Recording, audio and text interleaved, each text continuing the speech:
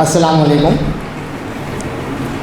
آج کے اس اجلاس کے صدر محترم، دائز پر تشریف فرما تمام معزز ماہرین تعلیم اور یہاں پر اس کانفرنس روم میں موجود تعلیم کوالٹی ایجوکیشن کے لیے محنت اور تگودو کرنے کی جستجو جو رکھتے ہیں، ان تمام حضرات، سب سے پہلے آپ نے ابھی اس سے پہلے ڈاکٹر محمود صاحب کو سنا، آپ بڑے جستجو سے سن رہے تھے، آپ نے اتنی فروٹفل ایک اسپیچ سنی۔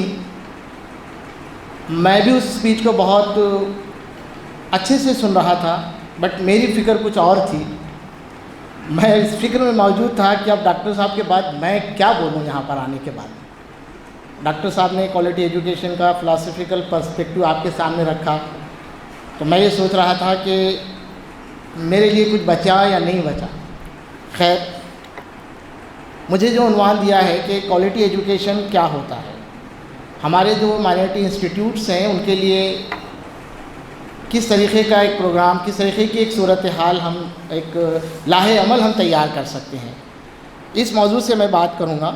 میں آپ کے سامنے ایک ماڈل کوالٹی ایجوکیشن کا ایک رول ماڈل بھی آپ کے سامنے جو دنیا نے تسلیم کیا ہے اس کو بھی پیش کرنے کی کوشش کروں گا۔ سب سے پہلے ہم شروع کرتے ہیں کہ ہماری موجودہ صورتحال کیا ہے۔ جیسے کہ تذکیر میں جناب اشفاق احمد صاحب نے کہا تھا، ایک تنظیم کا نام لیا تھا انہوں نے پرتھم کے لوگ بھی شاید یہاں پر ہیں۔ تو پرتھم کے لوگ ہر سال 2005 سے مسلسل ایک تعلیمی سروے کر رہے ہیں، اور وہ سروے دیہی بھارت کے لیے یعنی رورل انڈیا کے لیے ہوتا ہے، جہاں پر وہ بچوں کے گھروں پر جا کر کچھ ان کا جو سیمپل ہوتا ہے وہ سلیکٹ کرتے ہیں، اور اس سیمپل کو جب وہ بچوں کے گھروں پر جا کر ارتھمیٹک اور زباندانی کی بنیادی صلاحیتوں کی وہ جانچ کرتے ہیں۔ ان کے اپنے ٹولز ہیں، اس ٹول کے تحت وہ بچوں کی قدر پیمائی وہ کرتے ہیں۔ اس کا ہر سال ایک رپورٹ آتی ہے۔ 2017 کی جو رپورٹ ہے اس کے چند میں آپ کے سامنے پیش کرنے کی کوشش کروں گا۔ مہاراشٹر کی اگر ہم بات لے لیں تو آج بھی ہمارے ریاست مہاراشٹر میں 28% بچے ایسے ہیں جو اسکول ایجوکیشن میں ہیں، یعنی 6 سے 14 سال کی عمر کے بچے ہیں۔ 28% بچے ایسے ہیں جن کو زباندانی کی بنیادی صلاحیتیں بھی نہیں آتی، یعنی وہ پہلی جماعت کا جو ٹیکسٹ ہے، پہلی جماعت کا جو مواد ہے وہ بھی نہیں پڑھ سکتے، ان کی اتنا کمپریہنشن، ان کی اتنی انڈرسٹینڈنگ نہیں ہے۔ یہ زباندانی کے تعلق سے۔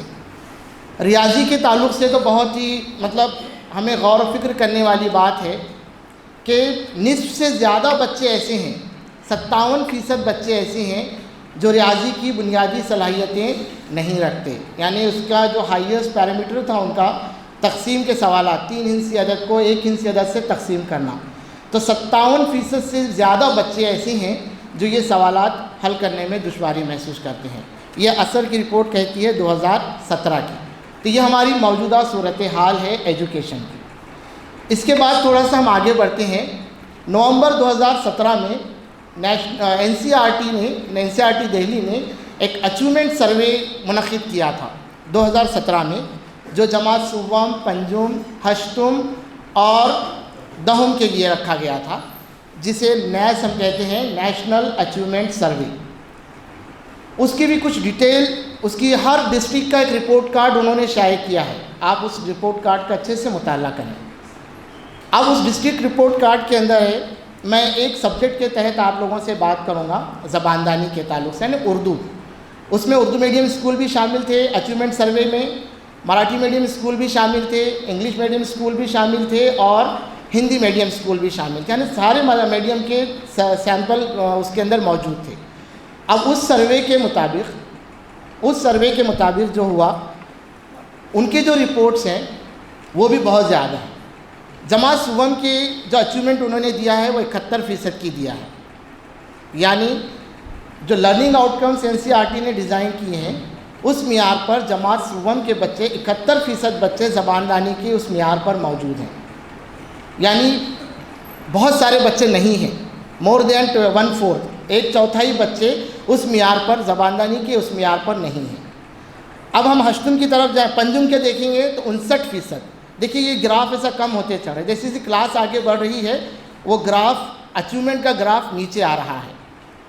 اب اس کے بعد ہشتم جماعت کے 63% بچوں نے وہ اچیومنٹ حاصل کیا ہے، اور اس کے بعد اگر دہم جماعت میں ہم آتے ہیں تو 53% بچوں نے اچیومنٹ کے اس لیول کو حل کیا ہے. اب اس رزلٹ کو ہم ایس ایس سی کے رزلٹ سے کمپیئر کرتے ہیں.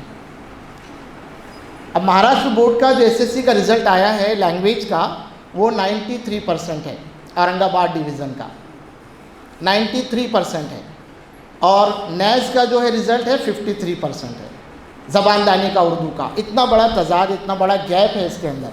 تو یہ گیپ کیوں؟ اس میں ہم کو سوچنا بہت زیادہ ضروری ہے. ہم کوالٹی ایجوکیشن کی اگر ہم بات کرتے ہیں تو یہ گیپ کیوں ہے؟ 10ویں جماعت میں تو اب ہر تیسرے بچے سے ہم پوچھیں گے تو اس کے فیصد 90% ہیں، 80% مارکس ہیں، اس کے اوپر ہی ہر بچے ہیں. ہمارے انسٹیٹیوٹ، ہمارے اداروں کے رزلٹ بھی، بہت سارے اداروں کے رزلٹ 100% ہیں، لیکن جب ایسے اچیومنٹ سرویز کی بات آتی ہے تو وہ گراف وہاں پر کم ہو گیا ہے. اس کے بعد اگر ہم انٹرنیشنل فورم پر اگر ہم جائیں، ایک پیسا نام کا ایک ٹیسٹ ہوتا ہے، Programme for International Student Assessment. 15 سال کی عمر کے بچوں کے لیے، ساری دنیا کے 15 سال کی عمر کے بچوں کے لیے ٹیسٹ لیا جاتا ہے. تو اس ٹیسٹ میں ہندوستان کی نمائندگی ہی نہیں ہے. ایک کیرل کا اور ایک مدراس کا 2015 میں 2 بچے شاید اس کے اندر شریک ہوئے تھے، لیکن 72ویں رینک اس میں بھی ہماری آئی ہے. تو یہ ہمارے تعلیمی موجودہ صورتحال ہے. اس کے علاوہ ہم ریاست مہاراشٹر کی اگر بات کریں تو ہمارے بچوں کے ایسے بہت سارے پلیٹ فارمز ہیں اپنے اچیومنٹ کو منوانے کے لیے. اردو میڈیم اسکول کی اگر ہم بات کرتے ہیں تو ان اردو میڈیم اسکول کو بھی یہ مساوی مواقع ہیں. ایسا نہیں ہے کہ صرف مراٹھی میں اور انگریزی میں ہی ہیں. جیسے اسٹیٹ لیول پر اسکالرشپس کے امتحان ہوتے ہیں حکومت کی جانب سے، پنجم اور ہشتم جماعت کے بچوں کے لیے ہوتا ہے، اس میں اردو میڈیم کے بچوں کی اچیومنٹ نہیں کے برابر ہے. پاس ہوتے ہیں بچے، شریک ہوتے ہیں، لیکن ہمارا اس کی طرف دھیان نہیں ہے. یعنی ہمارے اچیومنٹ بہت اس کے اندر کم ہے. جیسے میرٹس آنے چاہیے، جیسے جو رزلٹس ہمارے آنے چاہیے ویسے رزلٹس ہمارے نہیں ہوتے ہیں. جیسے ایس ایس سی کے رزلٹ اچھے آتے ہیں وہیں پر اسکالرشپ کے رزلٹس نہیں آتے ہیں. اس کے ساتھ ہی ایک پنجم جماعت میں نوودے کے لیے داخلہ امتحان ہوتا ہے، جہاں پر نوودے اسکول میں ایڈمیشنس ملتے ہیں بچوں کو. اس میں بھی اردو میڈیم کے اسکول کے بچوں کی اس میں شرکت نہیں کے برابر ہے. کچھ اسکول کے بچے اس میں شریک ہوتے ہیں لیکن کامیابی ہمیں وہاں پر نہیں ملتی ہے. تو یہ ساری چیزیں ہیں، میں اس لیے آپ کے سامنے رکھ رہا ہوں کہ ہماری صورتحال ہے. اب ہم کوالٹی ایجوکیشن کی بات کریں تو ہماری نظر میں کون سا اسکول اچھا ہو، ہم کون سے اسکول کو اچھا اسکول کہیں گے؟ جہاں پر آج کل ہم دیکھیں گے بچوں کے بستوں کے جو بستے بیگ ہیں اس کے وزن بہت زیادہ ہیں. پہلی جماعت میں 30 40 نوٹ بک ہمارے بچوں کے پاس ہیں. پرائیویٹ اسکولس کے بہت سارے اسکولس کے ہیں. تو اکثر عوام کو ماحول کا جو یہ ہے کہ جس اسکول کا بیگ بہت زیادہ وزن ہو وہ اسکول ہماری نظر میں اچھا ہے. جہاں پر سختیاں ہوں، جہاں پر ڈسپلین ہو، نظم و ضبط جس سے ہم کہیں گے، وہ اسکول ہماری نظر میں بہت اچھا ہوتا ہے. زیادہ وقت تک چلنے والا اسکول ہماری نظر میں بہت زیادہ اچھا ہم لوگ سمجھتے ہیں. لیکن ان ساری باتوں کو جو تعلیمی نظام ہے یا چائلڈ سائیکولوجی ہم جسے کہتے ہیں یا ایجوکیشنل سائیکولوجی جو کہتے ہیں، ان ساری باتوں کی وہ نفی کرتی ہے. تو کون سا اسکول ہماری نظر میں اچھا ہے؟ اس کے لیے ایک معیاری ماڈل کا ہم لوگ یہاں پر ڈسکشن کریں گے. آپ نے فن لینڈ نام کی ایک کنٹری کا نام سنا ہوگا. فن لینڈ ایک ایسا ملک ہے جہاں پر معیاری ایجوکیشن کے لیے بہت زیادہ کام کیا گیا. 1960 سے وہ لوگ اس پر کام کر رہے ہیں اور آج وہ لوگ اس پر دنیا میں سب سے سر فہرست ہے. جیسے میں نے ابھی ایک پیسا ٹیسٹ کی بات کی تھی، پیسا، تو اس ٹیسٹ میں لگاتار پچھلے 10 سالوں سے فن لینڈ 1 نمبر پر آ رہا ہے. جہاں پر ہمارے ملک کی نمائندگی نہیں ہے، فن لینڈ 1 نمبر پر آ رہا ہے. یو ایس اے کی ہم بات کرتے ہیں تو اس کا بھی رینک 38 37 کچھ ہے، وہ بھی بہت پیچھے ہے. تو بھئی فن لینڈ والوں نے ایسا کیا کیا جو ہم نہیں کر رہے ہیں؟ اس پر ہم کو تھوڑا سا ہم یہاں پر بات کریں گے. سب سے پہلے فن لینڈ کے جو وزیر تعلیم ہیں ان سے پوچھا گیا کہ بھئی کیا راز ہے، آپ نے ایسا کیا کام کیا؟ تو انہوں نے کہا کہ ہم بچوں کو ہوم ورک نہیں دیتے، ہم بچوں کو ہوم ورک نہیں دیتے۔ ارے پھر آپ کے اسکول کا وقت کیا ہے؟ انہوں نے کہا کہ ہمارے اسکول صرف 4 گھنٹے چلتے ہیں، اسکول کا ٹائمنگ جو ہے صرف ہمارے 4 گھنٹے اسکول ہمارے چلتے ہیں۔ آپ سن لیجیے، یوٹیوب پر ان کے منسٹر کا انٹرویو بھی ملے گا آپ کو، جو ایجوکیشن منسٹر ہیں فن لینڈ کے۔ 4 گھنٹے اسکول چلتا ہے، بچوں کو ہوم ورک نہیں دیا جاتا، تو پھر ہوتا کیا ہے؟ اور ایک خاص بات، 15 سال تک کوئی امتحان ہم منعقد نہیں کرتے۔ امتحان سے مراد جو اسٹینڈرڈائز ٹیسٹ ہم جسے کہتے ہیں، جو امتحان ہم لیتے ہیں، جو مطلب ایک نمونے کے طور پہ ایک سانچے میں کوشچنس ہم دیتے ہیں بچوں کو، اس کا ڈر اور خوف ہمارے بچوں کو بہت زیادہ ہے۔ ہمارے پاس بھی 8ویں جماعت تک کا امتحانات ختم کر دیے، امتحانات نہیں ہیں۔ اس پر بھی بہت سارے پیرنٹس کا اعتراض ہے، لیکن اس کے پیچھے کا آپ فلسفہ نہیں سمجھے۔ امتحان نہ ہونا ایک الگ شکل ہے، جانچ لینا ایک الگ شکل ہے۔ تو فن لینڈ میں 15 سال تک کوئی کسی قسم کے امتحان نہیں ہوتے، تو پھر اتنی کوالٹی ایجوکیشن ان کے پاس کیسے آئی؟ تو ایک جملہ سب سے اچھا انہوں نے کہا کہ ہم ہمارے اسکولوں میں پڑھنے والے ہر بچے کی تعلیمی ترقی کی ذمہ داری ہم لوگ لیتے ہیں۔ اس جملے پر ہم کو غور کرنا پڑے گا۔ ہمارے اسکولوں کے اندر ایڈمیشنز بہت ہیں، جیسا ابھی کہا گیا انرولمنٹس بہت ہیں، بہت ساری چیزیں بہت ہیں، ٹیچرز بہت ہیں، لیکن کیا ہم ہر بچے کی ذمہ داری لیتے ہیں؟ تعلیمی ذمہ داری ہم لیتے ہیں؟ اس پر انہوں نے غور کیا، اس پر انہوں نے کام کیا۔ دوسرا کام انہوں نے یہ کیا کہ اسکولوں کا درمیانی فرق ختم کر دیا۔ یعنی ہمارے پاس کیا ہوتا ہے، کچھ مخصوص اسکولوں میں ایڈمیشن کے لیے ایک دوڑ لگی ہوئی ہوتی ہے، اور کچھ اسکول ایسے ہیں جہاں پر بچوں کی تعداد کم ہے، کچھ اسکول ایسے کراؤڈڈ ہیں کہ ایک ایک کلاس کے اندر 60 65 بچے پڑھ رہے ہیں، اور کچھ اسکول ایسے ہیں جہاں 10 12 بچے پڑھ رہے ہیں۔ انہوں نے کہا کہ ہم نے گاؤں کے اور شہر کے اسکولوں کا فرق ختم کر دیا۔ ان سے پوچھا گیا کہ بھی کون سی اسکول ہم آپ کے لیے سب سے اچھی ہے، تو انہوں نے کہا کہ سب سے قریب جو آپ کی ہے، آپ کے گھر سے جو سب سے قریب اسکول ہے، وہ آپ کے لیے آپ سب سے اچھے اسکول ہے۔ یعنی سب جگہ وہی تعلیم، ایک جیسی تعلیم وہاں پر ملتی ہے۔ ہمارے پاس رسمی تعلیم کا آغاز باقاعدہ 6 سال کی عمر میں ہم پہلی جماعت میں دیتے ہیں، لیکن دیکھیے اس سے پہلے ہمارے پاس ایک بہت بڑا سسٹم ابھی، مطلب جیسے بھی ایک بات آئی تھی ڈاکٹر صاحب کے لیکچر میں، کارپوریٹائزیشن جسے ہم کہیں گے، پرائیویٹائزیشن جسے ہم کہیں گے، تو پری پرائمری ایجوکیشن کا ہمارے پاس ایک بہت بڑا جال ہے۔ فن لینڈ کے اندر اس قسم کا کوئی چیز نہیں ہے۔ 7 سال کی عمر میں وہ باقاعدہ اپنے بچوں کو اسکول میں داخل کرواتے ہیں، یعنی رسمی تعلیم کا آغاز 7 سالوں سے ہوتا ہے۔ 7 سال سے 15 سال تک، مطلب 9 سالہ مفت اور لازمی تعلیم وہاں پر دی جاتی ہے۔ یہ ساری باتیں میں اس لیے بتا رہا ہوں کہ ہم لوگ کوالٹی ایجوکیشن کی اگر ہم بات کریں تو ان معیار پر ہم کو غور کرنا پڑے گا، ہم کو ہمارے اداروں کو ان معیار پر لانا پڑے گا، ٹھیک ہے۔ اس کے بعد تعلیمی نظام بے انتہا لچکدار ہے۔ ہمارے پاس تعلیمی نظام ریجڈ ہے، یعنی جیسا 9th اور 10th میں بچے آتے ہیں تو سبجیکٹ اپنے حساب سے چننے کا ان کا اختیار نہیں ہے، سب چیز ہے، لیکن وہاں پر ایک لچک رکھی گئی ہے۔ 9 سالہ تعلیم جب مکمل کرتا ہے بچہ، اس کے بعد وہ پروفیشنل کورسز میں بھی جا سکتا ہے، ایکیڈمک کورسز میں بھی جا سکتا ہے۔ پروفیشنل کورس میں جانے کے بعد دیکھیے وہاں پر پروفیشنل کورس میں نے بھی پڑھا تھوڑا سا اس پروگرام کی نوعیت سے، تو پروفیشنل کورسز جیسے ہمارے پاس ہوتے ہیں ڈاکٹری میں، میڈیکل انجینئرنگ، اس طریقے سے، لیکن وہاں پر پروفیشنل کورسز کے اندر ہیئر ڈریسز کی بھی کورسز ہیں، یعنی اتنا کوالٹی ایجوکیشن لے کے بچہ ہیئر ڈریسر کا بھی پروفیشنل کورس کرتا ہے۔ میسن ہم جسے کہتے ہیں، یعنی مستری جو کام جسے، اس کے بھی وہاں پر پروفیشنل کورسز ان کے پاس موجود ہیں، ان میں جاتا ہے۔ اگر بچہ سمجھ لو ان کورسز کو کیا اور اسے ایسا لگا کہ بھئی یہ نہیں ہونا چاہیے تھا، تو پھر واپس اسے ایکیڈمکس میں آنے کا وہاں پر اجازت ہے، یعنی وہ وہاں پر آ سکتا ہے۔ ایسے لچکدار تعلیمی نظام انہوں نے رکھا ہے۔ ساتھ ہی ساتھ ایک اور اہم بات، ٹیچر بننا، فن لینڈ میں ٹیچر بننا اتنا ہی مشکل ہے جتنا ایک ڈاکٹر اور انجینئر بننا ہے۔ ہمارے پاس ٹیچر بننا میرے حساب سے تو سب سے آسان ہے، مطلب ہم جیسے کہیں اگر نہیں ہوتا ہے ہمارا کچھ تو پھر چلو ڈی ایڈ کرتے ہیں، پھر اس کے بعد بی ایڈ کرتے ہیں، اور کہیں پر ہم لوگ کچھ نہ کچھ تو ہو جائے گا۔ ان کے پاس ٹیچر ایجوکیشن کا جو انسٹیٹیوٹ ہے بہت زیادہ ریگرس وہاں پر مطلب ٹریننگ، تربیت، اور اس کے بعد جو فلسفیکل بیسس ہیں ایجوکیشن کے، وہ سارے وہ لوگ کرتے ہیں۔ تو اب سوال یہ ہے کہ فن لینڈ کے ٹیچرز نے پیسا میں 1 نمبر 1 رینک انہوں نے حاصل کیا، اول مقام وہ حاصل کر رہے ہیں، تو وہاں کے کلاس رومز میں انہوں نے کیا تبدیلی کی، ٹیچرز نے وہاں پر کیا تبدیلی کی۔ اب ہم لوگ بھی بہت سارے سب ٹیچرز ہیں، ایجوکیشن ڈپارٹمنٹ سے ہمارا تعلق ہے، تو اب ہمیں کون سی تبدیلیاں ایسی کرنی چاہیے کہ ہم بھی اس مقام کو حاصل کر سکیں۔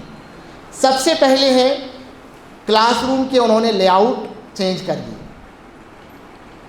جیسے یہ ابھی ہم لوگ بیٹھے ہیں، یہ ٹریڈیشنل ہے، یہ لیکچر میں ہم لوگ کام کر رہے ہیں۔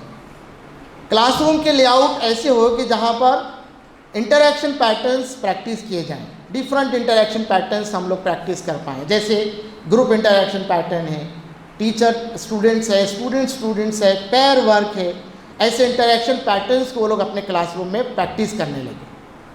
اس کے بعد کلاس روم لے آؤٹ تو چینج ہو گئے، اب لیکن ٹیچرز کا رول بھی وہاں پر چینج ہو گیا، ٹیچروں کا بولنے کا وقت انتہائی کم ہو گیا۔ اب ٹیچرز اپنے کلاس میں بہت کم بولتے ہیں، وہاں پر اسٹوڈنٹس کو زیادہ بولنے کا موقع دیا جاتا ہے۔ ٹیچرز کوشچنس ریز کرتے ہیں، آپ کا کیا خیال ہے، آپ اس پر کیا سوچتے ہیں، کیا ہونا چاہیے، اگر ہم ایسا کریں تو، ایسے کوشچنس ریز ہوتے ہیں، بچے اپنے گروپ میں اس کو ڈسکس کرتے ہیں، اپنے خود لرننگ وہ لوگ ڈیولپ کرتے ہیں، یعنی ٹیچر وہاں پر لرننگ انوائرمنٹ کریٹ کر رہے ہیں۔ ہمارے پاس کیا ہوتا ہے، ہم برائٹ اسٹوڈنٹس کو فوکس کرتے ہیں۔ میرے پاس 60 بچے ہیں میرے کلاس روم کے اندر، تو سامنے جو ہمارا کریم ہوتا ہے، ہمارا پورا فوکس اسے ہوتا ہے۔ اگر مینجمنٹ آئے تو ہم انہیں کو سامنے رکھتے ہیں، اگر گورنمنٹ اتھارٹیز کوئی آپ کے پاس آتے ہیں، ہم انہیں بچوں کو سامنے رکھتے ہیں۔ کچھ بھی ہو جاؤ وہی بچوں پر برف گرتی ہے، جو بیچارے مسلمانوں پر، ہر جگہ انہی کو فیس ہم لوگ کرتے ہیں۔ لیکن فن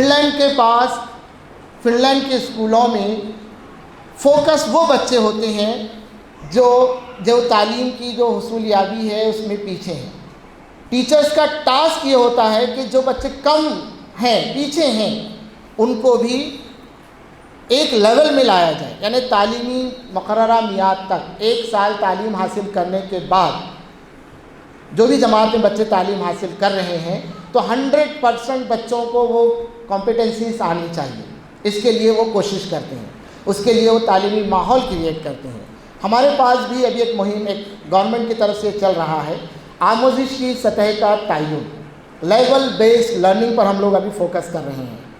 گورنمنٹ کے اسکولوں میں اس پر کام ہو رہا ہے، لیول بیسڈ لرننگ، یعنی ہمارے پاس جیسا کہ ڈاکٹر صاحب نے کہا کہ آپ پہلے آپ کا جو ان پٹ ہے اس کو آپ چیک کر لیں، ڈائگنوز کریں کہ وہ کیسے ہیں، اور اس کے بعد ان کا علاج کریں۔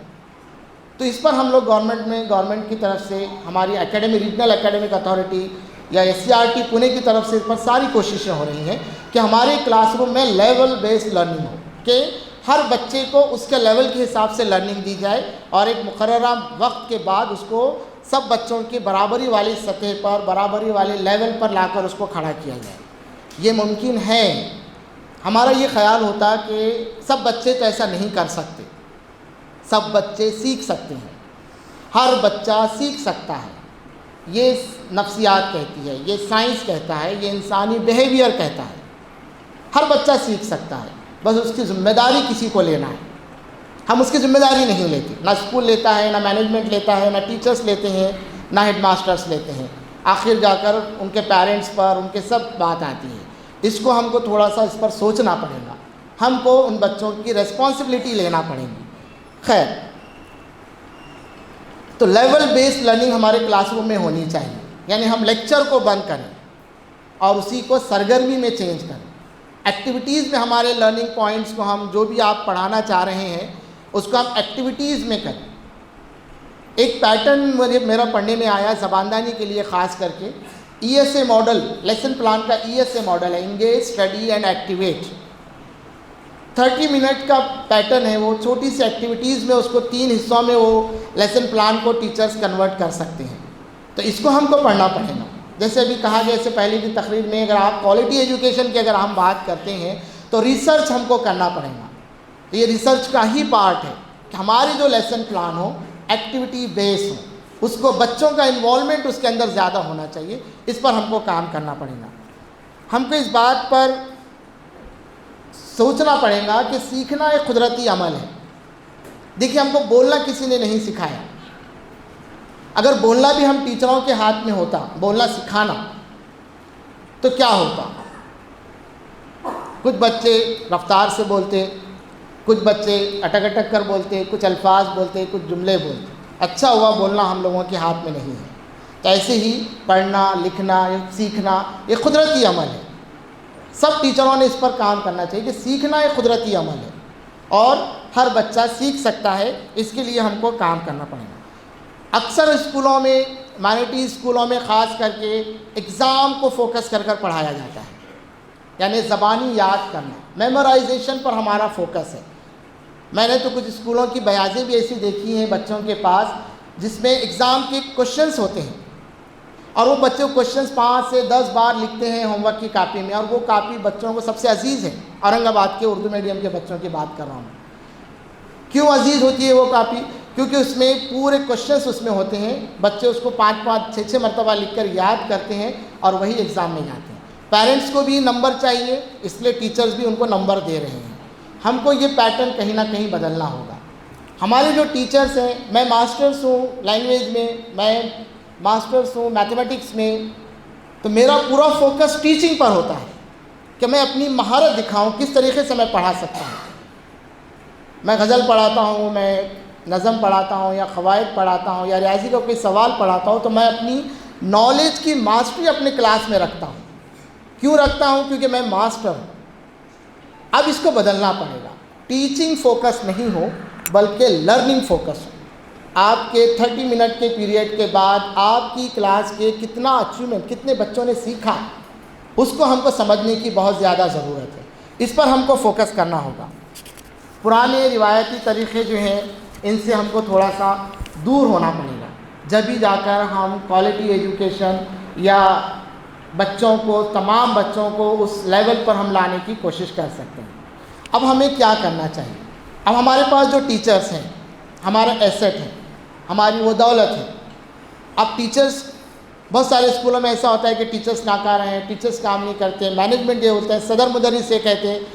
میں یہ کہوں گا اس اسٹیج سے کہ آپ کے پاس جو بھی ٹیچرز ہیں آپ کا ایسٹ ہیں، آپ کے وہ ورکنگ ہینڈس ہیں. آپ ان کو ایکٹیویٹ کرنے کی کوشش کیجیے، آپ ان کو موٹیویٹ کیجیے. ان کی مسلسل تربیت کا مینجمنٹ نے انتظام کرنا چاہیے. اب مینجمنٹس کو یہ پتہ ہونا چاہیے کہ ان کی تربیت کہاں سے کی جائے. ایسے بہت سارے ادارے ہیں. میں یہاں پر کچھ اداروں کے نام آپ کو بتاؤں گا. ایک برٹش کونسل ہے، برٹش کونسل آف انڈیا، یعنی برٹش کونسل دراصل یو کے بیسڈ ہے. برٹش کونسل ٹیچرز کو بہت اچھا ٹریننگ دیتی ہے. میں بھی برٹش کونسل سے بہت ساری ٹریننگ لے چکا ہوں. ہم ان سے اپروچ کر سکتے ہیں. آپ اپنے ٹیچرز کا جو بھی آپ کو لیکنگ ہے، آپ جو اپنے اسکول کے اندر جو کمی محسوس کرتے ہیں، اپنے اساتذہ میں جو کمی آپ محسوس کرتے ہیں، آپ برٹش کونسل کے لوگوں سے ڈسکس کر سکتے ہیں. اس کے بعد وہ آپ کے لیے ٹریننگ پروگرام بنائیں اور کہیں. افتتاحی کلمات میں ایک ٹیچ فار انڈیا نام کا ایک انسٹیٹیوٹ آپ نے سنا ہے ابھی صبح میں. ٹیچ فار انڈیا کا بہت اچھا کام ہے. وہ لوگ بھی ٹیچرز کو ٹریننگ دیتے ہیں. ان کے کئی اسکول ہیں. آپ یوٹیوب پر ایک ویڈیو سرچ کیجئے کسم نام کا. کسم نام کی لڑکی ہے، دہلی میونسپل کارپوریشن کے اسکول میں وہ پڑھتی ہے. اس لڑکی کا آپ انٹرویو سنیں، فلوئنٹلی انگلش میں بولتی ہے. وہ انگلش میں تھنک کر رہی ہے اور کون سے میٹر پر وہ بول رہی ہے؟ لیڈرشپ، جو 21 سینچری اسکلس ہیں اس پر وہ بات کر رہی ہے. تو یہ ممکن ہے. ہمارے ٹیچرز کو بھی ایسے انسٹیٹیوٹ سے ہم لوگ کیا کریں؟ مسلسل تربیت کا ان کا انتظام کریں. ایک اور تنظیم ہے لیڈرشپ فار ایکویٹی. وہ بھی ایسے ٹریننگ پروگرام جو ہے ٹیچرز کو دیتی ہے. تو ایسے کانفرنسز ہونے چاہیے. جیسے ہم آج لوگ یہاں پر بیٹھے ہیں، یہ ایک اس کی شروعات میں کہوں گا. یہاں پر بھی ہمارا ایک تربیتی پروگرام ہی ہو رہا ہے. تو ایسے مواقع ہمارے ٹیچرز کو میسر ہونا بہت زیادہ ضرورت ہے. ایک چیز میں یہاں پر بھول گیا کہ 4 گھنٹے کی اسکول ہوتی ہے فن لینڈ کے اندر. تو پھر ٹیچرز 4 گھنٹے کے بعد کیا کرتے ہیں؟ وہ بھی 4 گھنٹے کے بعد گھر پر چلے جاتے ہیں؟ نہیں. ٹیچر 4 گھنٹے کی اسکول کے بعد 2 گھنٹے اپنی پروفیشنل ڈیولپمنٹ پر وہ صرف کرتے ہیں پر ڈے، ہر دن. اس کے اندر وہ اپنے پروفیشن سے ریلیٹڈ پریزنٹیشنس اپنے گروپ میں کرتے ہیں، اس کے تعلق سے اپنے فلاسفیکل بیسس پڑھتے ہیں، کیسے ایکٹیویٹیز ہم لوگ کریں، ایک دوسرے کے کلاس روم پرابلمس کو وہ لوگ شیئر کرتے ہیں۔ تو ہمارے ٹیچرز کو بھی یہ عادت ہونی چاہیے کہ روزانہ کم از کم کچھ وقت ہمارے پروفیشنل ڈیولپمنٹ پر ہم لوگ کریں۔ اسکول کے بیس پر، اسکول سطح پر یا شہر کی سطح پر ایک کام اور کیا جا سکتا ہے، ٹیچر ایکٹیویٹی گروپ ہم لوگ قائم کر سکتے ہیں کہ مہینے میں ایک بار وہ ٹیچر ایکٹیویٹی گروپ جو ہے ایک جگہ جمع ہوں، کچھ وقت کے لیے 2-3 گھنٹے کے لیے وہ لوگ جمع ہوں، اور وہ سب ہم ساتھ میں مل بیٹھ کر ہمارے جو ایشوز ہیں، ٹاپکس ہیں، ہم اس پر ڈسکس کریں۔ اب اس بات کا وقت ہے، مطلب یہ ہمیں اب کرنا بہت زیادہ ضروری ہے۔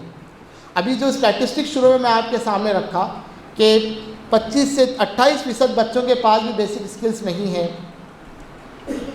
75 سے 100% نمبر لینے والے 10ویں کے جو بچے ہیں، 75 سے 100 اس کیٹیگری میں ایس ایس سی بورڈ میں تو بہت بچے ہیں، لیکن نیس جو بتایا میں نیشنل اچیومنٹ سروے، اس میں ان کا فیصد 0.55 0.5 اور 0.66 اس کے درمیان ہے۔ اس میں سب میڈیم کے بچے ہیں۔ اگر ہم صرف اردو میڈیم کی اگر ہم بات کریں تو نتیجے بہت بھیانک ہیں، ہم اس نتیجوں کو شیئر بھی نہیں کر سکتے۔ ہمارے بچے پہلی کیٹیگری کے اندر ہیں، تقریباً ہمارا جو بہت سارے بچے 0 سے 30 کی کیٹیگری میں اتنے ہی وہ لوگ اچیو کر سکے اردو میڈیم کے بچے، جس میں ہمارے اورنگ آباد کے نامچین اداروں کے مطلب اس کے اندر شامل تھے اس سروے میں۔ تو اس پر بھی ہم کو غور کرنا پڑے گا۔ ساتھ ہی ساتھ ٹیچر ایکٹیویٹی گروپ قائم ہو، مینجمنٹ اور صدر مدرس ٹیچرز کو ایک چھوٹے ہدف، شارٹ گولز انہیں دیں، 15 دن کے لیے، ایک ہفتے کے لیے بھی آپ کو یہ گول ہے آپ کے لیے، اس گول کو آپ اچیو کرنے کے لیے آپ کام کریں۔ اس طریقے کے کچھ ہم لوگ اگر لاہ عمل اگر ہم تیار کریں اور تو ہمارے ہو سکتا ہے ہم کوالٹی ایجوکیشن پہ ہم لوگ کام کر سکتے ہیں۔ ساتھ ہی ساتھ سب سے اہم کام، ہمارا جو ایجوکیشن سسٹم ہے وہ خوف پر اور ڈر پر ہے۔